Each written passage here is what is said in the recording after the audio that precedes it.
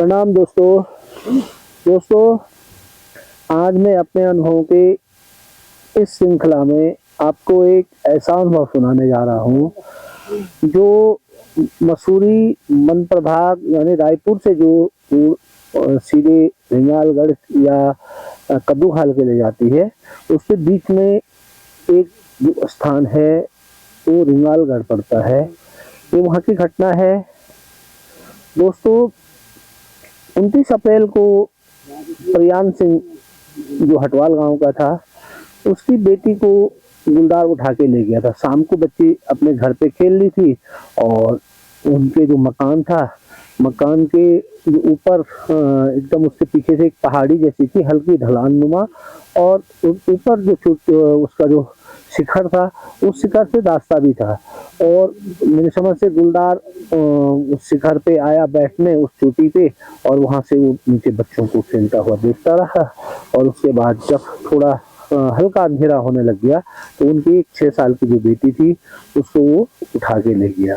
उस समय बैनर्जी साहब वो मसूरी वन प्रभाग में थे। उन्होंने मेरे से संपर्क किया और उन्होंने मुझे बताया कि रावत जो है, इस आदमखोर को वाइल्ड लाइफ चीफ ने आदमखोर घोषित कर दिया है। आप लोग यहाँ आए और इस आदमखोर से इस जनता को मुक्ति दिलाए, क्योंकि ज्यादा प्रेशर, जब लोगों का बहुत प्रेशर पड़ रहा है। दोस्तों, मैं उस समय 5-6 दिन बाद मैं हटवाल गांव पहुंच गया था और हटवाल गांव में मैंने देखा वही उनका घर, उसके घर के पीछे जो टीला था उस पे एक दिन शाम को जैसे ही हम लोग जब मूवमेंट, शाम के जो मूवमेंट था उस मूवमेंट पे तैयार हो रहे थे, तो वहाँ जो एक बीना लड़की थी उसने मुझे बताया कि अभी हम आपको गुलदार दिखा देंगे इसके ऊपर। तो दोस्तों, जब मैं वहां से तैयार होकर जा रहा था तो उन्होंने ऊपर नजर मारी, तब तक वास्तव में उसके ऊपर कोई गुलदार बैठा हुआ था। और गुलदार बैठा हुआ था तो मैं फटाफट उसकी ओर बढ़ा और जहाँ पे वो लड़की जिस घर से उसने उठाई थी वहां से मेरे पास कम से कम 200-250 गज पे वो दिख रहा था। तो मेरे को ये था कि मैं इसको आराम से यहाँ पे फिट कर सकता हूँ। जो मैं वहां पे गया तब तक उसी गांव की कोई बेटी जो अपने ससुराल से मैके आ रही थी, और जहाँ पे गुलदार बैठा था उसके कम से कम 10 या 15 गज पे एक रास्ता था जो उसी हटवाल गांव को आता था। तो जब तक वो लड़की हमको वहां से इधर आती हुई दिखी, तो फिर गुलदार का कहा था, गुलदार को कहाँ हिट करते। फिर नीचे से लोग आवाज लगाने लगे, अरे बेटे यहाँ से इधर मत वो करो, यहाँ से पली तरफ से आओ, यहाँ पे बाघ बैठा हुआ है, गुलदार बैठा हुआ है। तो उसके बाद हो हल्ला हो गया और गुलदार वहां से उठ के चले गया। उसके बाद दोस्तों, हम 5-6 दिन तक लगातार उस रूट पे चले तो हमें इसके लगातार क्रैश दिख रहे थे। इसका मतलब ये जो गुलदार था, ये गुलदार लगातार इसी एरिया पे चल रहा था। एक दिन शाम को लगभग 5 या 6 दिन बाद हम शाम को उस टीले से बगल पे हमने बकरा बांधा। पूरी रात हम बकरा बांध के बैठे रहे, परंतु गुलदार नहीं आया। और एक दिन शाम को हम सर्चिंग के लिए स्टार्ट कर रहे थे, तो हम ऐसे एक खुले तबड़ में बैठे हुए थे। जब हम बैठे हुए थे तब तक हमने देखा कि एक गुलदार जो है वो सीधा एक रास्ते, जो रास्ता रिंगालगढ़ से हटवाल गांव के ओर आ रहा है, उस एक गुलदार जो है बहुत आराम से चल के आ रहा है। और गुलदार हमको देख नहीं पा रहा है, क्योंकि उसकी आंखों पे सूरज की रोशनी पड़ रही थी, इसलिए वो हमको देख नहीं पा रहा है और हम उसको साफ देख रहे थे। तो मैंने फटक से राइफल को एम किया और उसको अब रुकने का इंतजार कर रहा था कि ये कहाँ पे रुकेगा, जबकि वो मेरे से ज्यादा दूर नहीं था, लगभग 100 या 75 गज पे वो सीधा चल रहा था। तो दोस्तों, गुलदार रुका ही नहीं, वो अपना चलता रहा। और अंत में मेरे को ये रहा कि अब इसके बाद ये आगे जंगल की ओर निकल जाएगा, तो मेरे को उस पर फायर करनी पड़ी। और मैंने उसके चलते हुए गुलदार पे एम किया और एम करके मैंने उसको फायर कर दिया। फायर गुलदार को लगा, परंतु गोली गुलदार के बदन को छीलती हुई बाहर निकल गई। ब्लड तो वहीं पे गिर गया था, परंतु गुलदार जोर से दहाड़ा और उसने नीचे जंप मार दी। और उसके बाद हम 2-3 दिन तक उसको ढूंढते रहे। तो मेरे को बाद में लगा, क्योंकि गुलदार जो ब्लड के छींटे थे वो भी और दूर तक गिरे हुए थे, इससे मेरे को लगा कि गुलदार को जो गोली थी वो गोली अंदर न घुसने के बाद उसने गुलदार के शरीर को एक तरफ से छीलते हुए जो वो बाहर निकली और उसके बाद गुलदार भाग निकला। फिर दोस्तों, उस समय 10 या 12 दिन हम वहाँ रुके और उसके बाद गुलदार का कोई मूवमेंट हमें नहीं दिखाई दिया और हम लोग वापस वैसे डाल लिए। दोस्तों फिर इस गुलदार ने 26 नवंबर को 2008 को उसी के बगल में जो गांव था रिंगालगढ़ में, रिंगालगढ़ से एक 11 साल के बच्चे को उठा लिया। उनका मकान जो था वो अकेली जगह पे था और बाकी और जो थे वहाँ रिंगालगढ़ में ऐसा था कि मकाने अलग अलग जगह पे अकेली भी मकाने बनी थी। तो जब हम उस घर पे गए तो उन्होंने बताया कि इस घर पे वो बच्चा शाम को खेल रहा था और गुलदार ने उसको झपटा मारा। फिर डाउन में नीचे जंगल था और गधेरा था, इसलिए वो सीधे उसको वहां ले गया और उसके बाद हल्ला गुल्ला हुआ तो उसके बाद उसको उसकी बॉडी मिल गई थी। उसके बाद 6 दिसंबर को इस गुलदार को फिर आदमखोर घोषित कर दिया गया, क्योंकि जो परमिट था पहले का वो परमिट जिंदा था और इसीलिए उसी का रिन्यूअल करके 6 दिसंबर को ये जो था उसको मारने के आदेश फिर डीएफओ ने हमें जारी कर दिए। और उन्होंने मुझसे कॉल किया कि रावत आप लोग जल्दी से जल्दी जो है इससे हमें इस गुलदार से हमें मुक्ति दिलाए, क्योंकि जन आक्रोश ज्यादा बढ़ रहा है। परंतु दोस्तों उस समय इलेक्शन था और इलेक्शन मेरी ड्यूटी इलेक्शन में लगी हुई थी।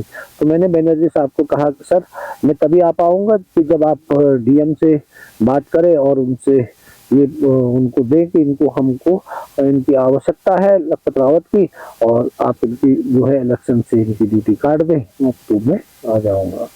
तो दोस्तों उसके बाद बनर्जी साहब ने डीएम चमोली से वार्ता की और उसके बाद मेरा नाम जो है वो इलेक्शन से हटा दिया गया। और दोस्तों मैं 1 मई को रिंगालगढ़ फिर दोबारा पहुंच गया। रिंगालगढ़ पहुंचने पर इस पिछले दफे हम हटवाल गांव में हमारा डेरा जो था वो हटवाल गांव पे था और इस समय जो था ये बन चौकी थी हटवाल गांव से इधर रोड पे, उस बन चौकी में हमारा रहने की व्यवस्था कर दी गई थी। और हम भी लोगों से पूछते और कहाँ कहाँ क्या वारदातें हैं, तो हमने लगाया कि ये गुलदार लगभग हर गांव पे घूम रहा है। और क्योंकि लोग बता रहे थे कुत्तों को भी ये उठा दे रहा है, रात को गायों को भी मार रहा है, उसने 2 बच्चों को तो उसने उठा लिया था। इसलिए हमने अपना जो सारा मूवमेंट था उस मूवमेंट को आसपास के गांवों पे ही सीमित कर दिया। और 13 तारीख को जो था इलेक्शन होना था।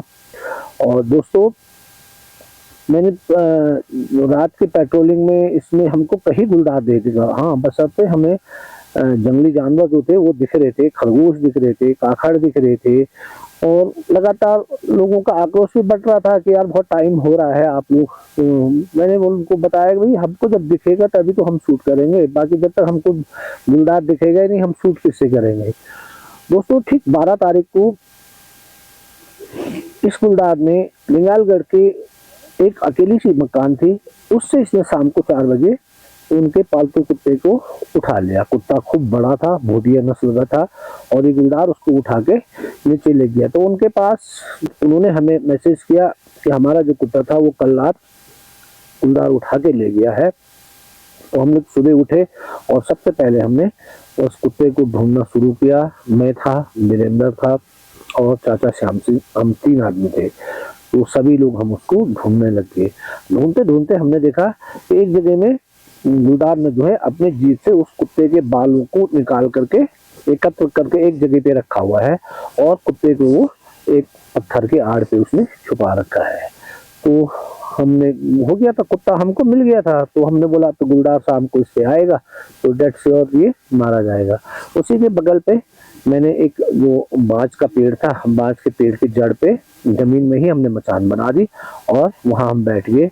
मैं और वीरेंद्र उस पे बैठ गए और चाचा को हमने कहा चाचा आप इनके घर पे बने रहे, जब फायर होगी तब, क्योंकि एक साथ 3 आदमी हम वहाँ यदि रहेंगे तो थोड़ा भी आवाज हो सकती है, इसलिए आप यही बैठे रहे। तो चाचा श्याम सिंह वहां रह गए और मैं वीरेंद्र उसके अंदर जो छुपाव हमने बनाया था जमीनी उसके अंदर बैठ गए। तो हमने देखा कि लगभग 5 बजे के लगभग गुलदार उस बॉडी से कम 50 मीटर दूर एक पत्थर की आड़ पे बैठ गया और वो अंधेरे होने का इंतजार करने लगा। तो मैंने उसे देख लिया था, वीरेंद्र ने भी देख लिया था। तो वो मेरे से लगभग 100 गज दूर था। तो मैंने वीरेंद्र को बोला क्या करूँ, इसको वहां तक आने दूं, कुत्ते के जो सौ है उस पे आने दूं, या इसको अभी फायर कर दूं, क्योंकि है हमारे रेंज पे है, बहुत एक्यूरेट गोली लगेगी। तो वीरेंद्र ने कहा तो कि भैया क्यों वेट करे, तो फिर जब यदि हम इसको सेक्टर हिट कर सकते हैं तो आप फायर कर दो। तो मैंने एम किया और गुलदार को फायर कर दिया। गुलदार एक झटके साथ नीचे गिरा और एक जो हल्का पानी का जो स्रोत था उसमें लुढ़क गया, और उसके बाद वो वहीं पे लुढ़का रहा। और कभी कभी वो अपने पूंछ को उठा लेता, कभी वो थोड़ा बदन हरकत कर लेता। तो मैंने वीरेंद्र को बोला यार ऐसा कर, तू इस 12 बोर ले जा और उसके ऊपर से एक फायर कर दे। और वीरेंद्र ऊपर वहीं उस पत्थर, जिस पत्थर के आड़ पे वो था, उस पत्थर पे चढ़ा और उसने उसको फायर करने के लिए किया, परंतु गुलदार उठ गया। और जो गुलदार उठा तो मैंने उसको देख लिया, अरे ये तो गुलदार उठ गया है। तो मैं उसी जो छुपाव में बैठा था और थोड़ा भारा के मैं बैठा हुआ था उसमें, अब अंदर नहीं था, इसलिए मैंने देखा गुलदार चल रहा है, तो मैंने तुरंत उस पर दूसरी फायर कर दी। और दूसरी फायर के बाद गुलदार वहीं पे लुढ़क गया।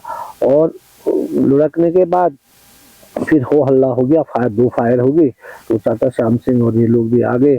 तब तक और लोग भी, क्योंकि उस दिन इलेक्शन था 13 तारीख को, और 5 बजे इलेक्शन भी खत्म हो गया था। तो गांव वाले भी सारे लोग उस गुलदार को उठाने वहां पहुंच गए। फिर उठा के उसको हम बंचों की के बाद हम इस गुलदार को लेकर रायपुर पहुंचे, जहां इसका पोस्टमार्टम किया गया।